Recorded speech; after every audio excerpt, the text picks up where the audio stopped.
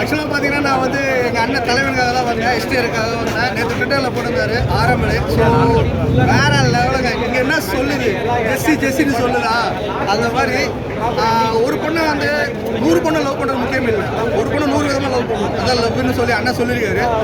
So அதே மாதிரி இந்த ஸ்கிரிப்டில் பார்த்தீங்கன்னா லவ்னா என்னது, லவ்னா ஒரு 1 டைம் 2 டைம் 3-4 லவ்வில் மொத்தம் வாங்குறாரு. உண்மையான லவ் வந்து அவர் வந்து லைஃப் கொடுக்குது.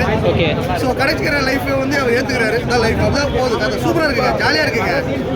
லாஸ்ட் டைம் டியூட் பார்த்ததுக்கும் ட்ராகன் பார்த்ததுக்கும் ஸோ அந்த மாதிரி ஒரு ஃப்ளேவர் தான் இது. அது நல்லா இருக்கு.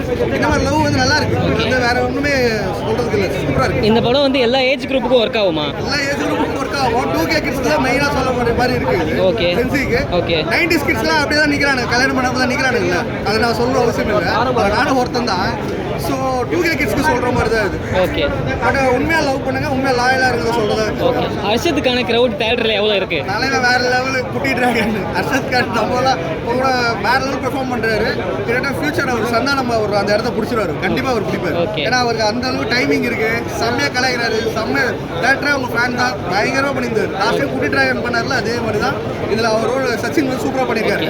கிஷன் தாஸ் வந்து சூப்பராக எழுதிருக்காரு, எனக்கு ரொம்ப பிடிச்சிருக்கு ரைட்டிங்கு. ஓகே மியூசிக்கும் செம்மையாக பண்ணியிருக்காரு. ப்ரொடியூசர் வந்து தேங்க்ஸ் சொல்லணும். இப்போ அவங்க டீமே வந்திருக்காங்க, ரொம்ப சந்தோஷமா இருக்கு. ஓகே படத்துக்கு 10க்கு எவ்வளோ மார்க் தருவீங்க மொத்தமாக? 9 மார்க்ஸ். 9 மார்க்ஸ்.